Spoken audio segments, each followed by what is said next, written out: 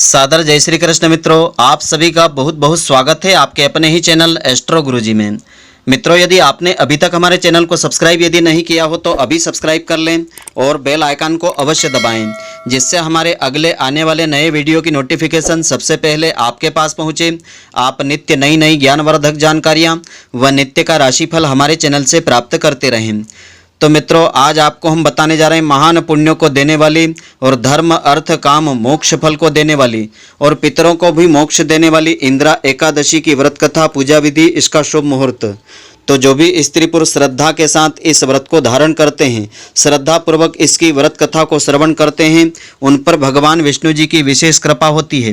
भगवान विष्णु जी के आशीर्वाद से उनके पितरों को मोक्ष फल प्राप्त होता है और जो मनोकामना होती है वह भी शीघ्र पूरी हो जाती है। तो मित्रों, पूरे वीडियो को आप ध्यानपूर्वक देखेंगे तभी इसका संपूर्ण फल आपको मिलेगा। तो पितृपक्ष के समय में इंदिरा एकादशी का व्रत करना काफ़ी महत्व रखता है। तो आश्विन मास के कृष्ण पक्ष की एकादशी को इंदिरा एकादशी का व्रत रखा जाता है और विधि विधान और श्रद्धा के साथ पूजा इस दिन की जाती है। तो इस वर्ष में यह व्रत रहेगा दिनांक 13 सितंबर 2020 रविवार के दिन इंदिरा एकादशी का व्रत रहेगा। इसी व्रत के प्रभाव से जन्म मरण के चक्रों से मुक्ति मिल जाती है। यह व्रत पितरों को भी मोक्ष फल प्रदान करने वाला व्रत होता है। अपने पितरों के निमित्त इंदिरा एकादशी का व्रत करने से उनको वैकुंठ लोक की प्राप्ति होती है। तो आइए अब हम जानते हैं कि इस वर्ष में यह व्रत आपको किस विधि के साथ करना चाहिए, जिससे श्री हरि की विशेष कृपा दृष्टि आपके ऊपर बनी रहे और आपके पितरों को मुक्ति प्राप्त हो और आपकी जो मनोकामना हो वह भी पूर्ण हो जाए। तो एकादशी तिथि के दिन प्रातःकाल स्नान और दैनिक कार्यों से मुक्त होकर के स्वच्छ वस्त्र आपको धारण करना चाहिए। फिर भगवान विष्णु जी और सालेग्राम जी के स्वरूप का ध्यान करके इंदिरा एकादशी व्रत एवं पूजा का संकल्प आपको लेना चाहिए। इसके पश्चात शुभ मुहूर्त में पूजा स्थल पर सालेग्राम जी और भगवान विष्णु जी की मूर्ति या तस्वीर को स्थापित करें।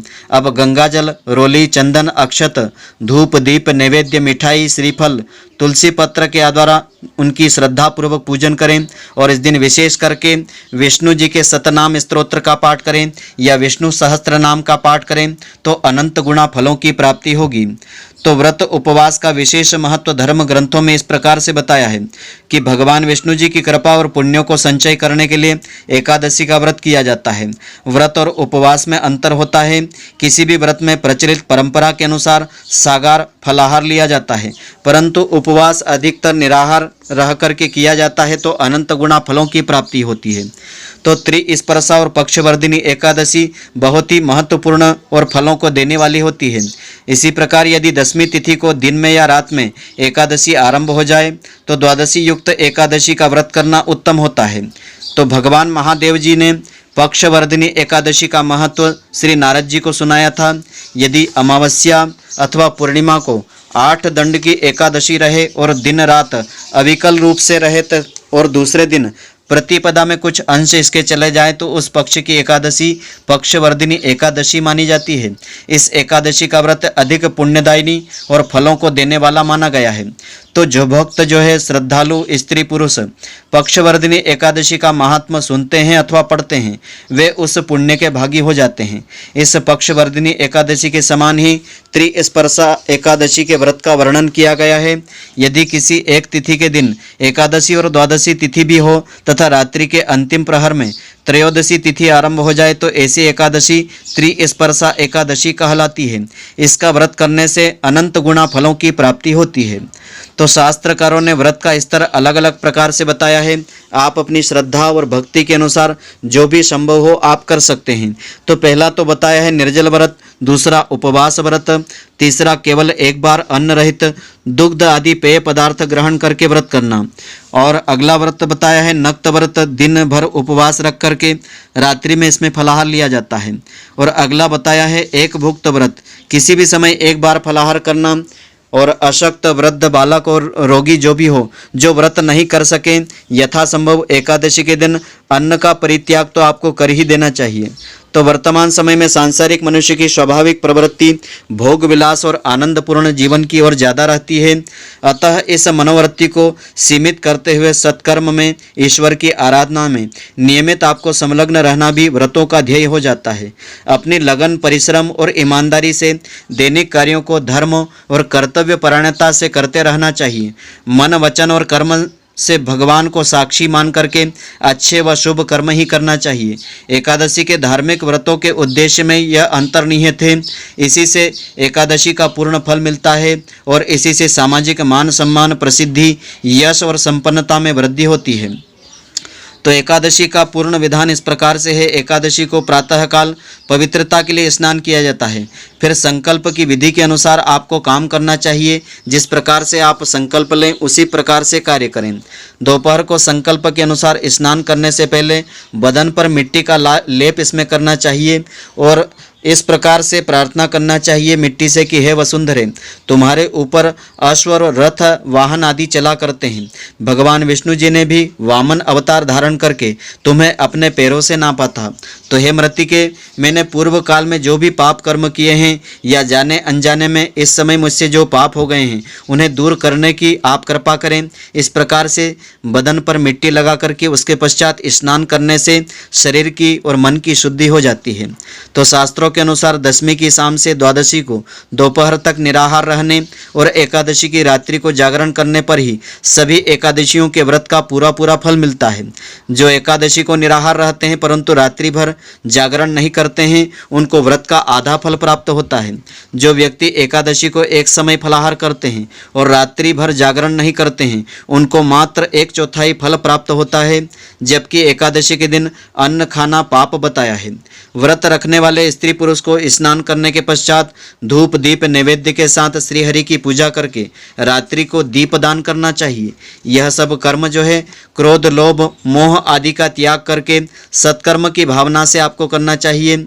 इस दिन रात्रि को स्त्री सहवास नहीं करना चाहिए, यानी ब्रह्मचर्य का विशेष करके पालन करना चाहिए। यह व्रत मिथ्याभाषी यानी झूठ बोलने वाले, चोर, पाखंडी, परिस्त्रीगामी को यह व्रत नहीं करना चाहिए। भक्ति युक्त होकर के रात्रि में जागरण करना चाहिए। अपनी अपनी शक्ति और श्रद्धा के अनुसार ब्राह्मणों को दान दक्षिणा देना चाहिए। प्रणाम करके उनसे त्रुटियों के लिए क्षमा याचना करना चाहिए। तो जिस प्रकार से कृष्ण पक्ष की एकादशी का व्रत करते हैं ठीक वैसा ही शुक्ल पक्ष की एकादशी का व्रत आपको करना चाहिए। तो इसकी पारण की विधि इस प्रकार से रहती है। द्वादशी के दिन पहले ब्राह्मणों को भोजन करवाना चाहिए। जो ऐसा करने में असमर्थ हो तो ब्राह्मण भोजन के निमित्त कच्चा सीधा सामान किसी भी देव मंदिर में अथवा सुपात्र ब्राह्मण को थाली में सजा करके दान में देना चाहिए। हरिवासर में पारणा करना निषेध होता है।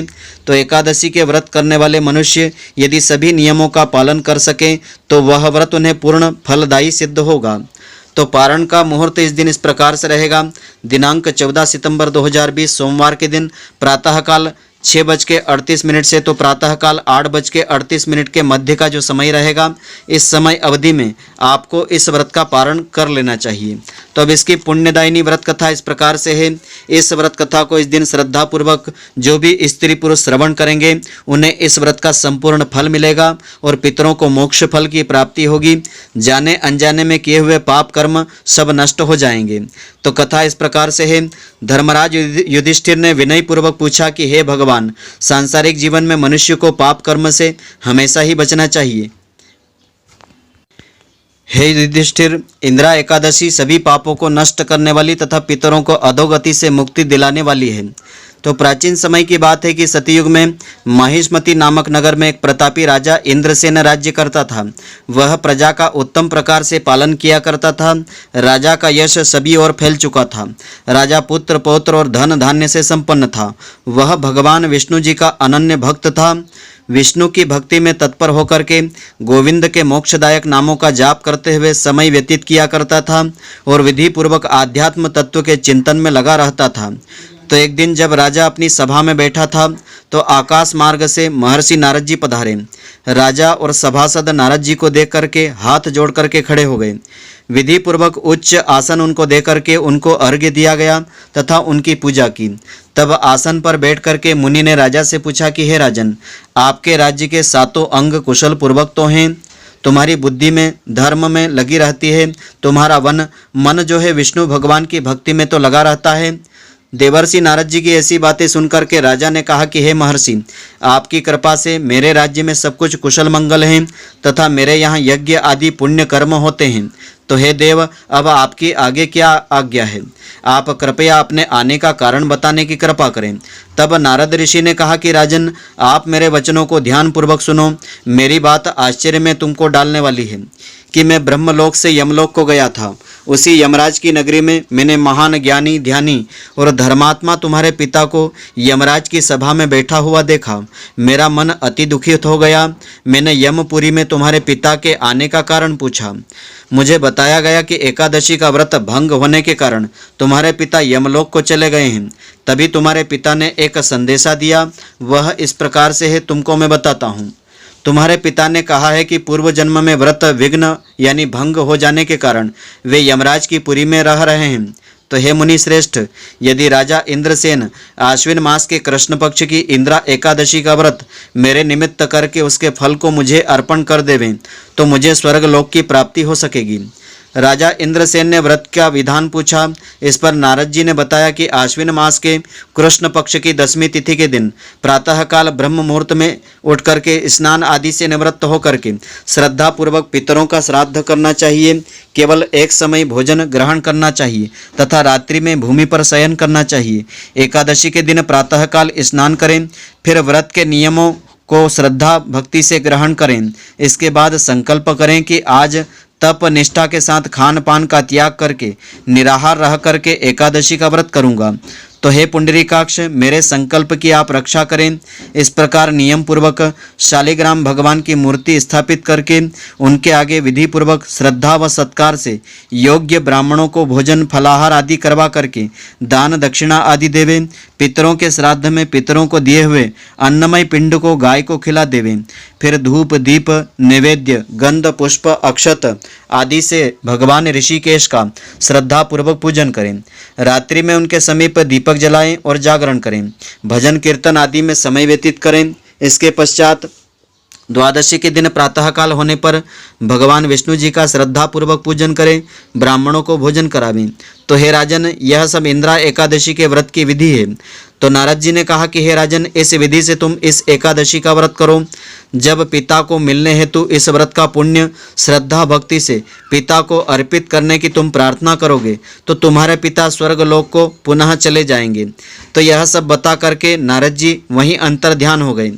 तब भगवान श्री कृष्ण जी ने आगे कहा कि हे धर्मराज युधिष्ठिर, तब नारद जी के कहे अनुसार राजा इंद्रसेन ने अपने बांधवों तथा राजपुरोहित और प्रजाजन के साथ एकादशी के आने पर श्रद्धा और विधि के साथ इस व्रत को संपन्न किया।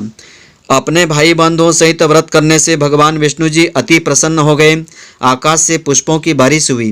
राजा इंद्रसेन के पिता यमलोक को छोड़ करके गरुड़ पर बैठ करके भगवान विष्णु जी के धाम स्वर्ग लोक को चले गए। इंदिरा एकादशी का महात्मा पढ़ने या सुनने से मनुष्य समस्त पापों से छूट जाता है, सब प्रकार के भोगों को भोग करके वैकुंठ धाम को भी प्राप्त कर लेता है। तो यह जो महात्मा है व्रत का वृत्तांत है श्री ब्रह्म वैवर्त पुराण में वर्णित किया गया है। इस महात्मा को जो भी स्त्री पुरुष श्रद्धा पूर्वक सुनेंगे उनके पितरों को मुक्ति मिलेगी, जो मनोकामना होगी वह सब पूर्ण होगी। इस दिन फलाहार का नियम इस प्रकार से है। इस दिन तिल गुड़ का सागार लेना चाहिए। इसमें तिल गुड़ से बने हुए पदार्थ आप ले सकते हैं, दूध और दूध से बने हुए पदार्थ मिठाई आदि आप ले सकते हैं, फल मेवा आदि का सेवन आप कर सकते हैं। तो मित्रों, आशा करता हूं कि आपको हमारी यह ज्ञानवर्धक जानकारी पसंद आई होगी। यदि आपको पसंद आई हो तो आप हमारे वीडियो को अधिक से अधिक शेयर अवश्य करें, जिससे अधिक से अधिक भक्तजन इसका लाभ प्राप्त करते रहें और इसका पुण्य फल आपको भी प्राप्त होता रहे। और आप हमारे वीडियो को लाइक करना नहीं भूलें। धन्यवाद। जय श्री कृष्ण मित्रों, फिर मिलेंगे।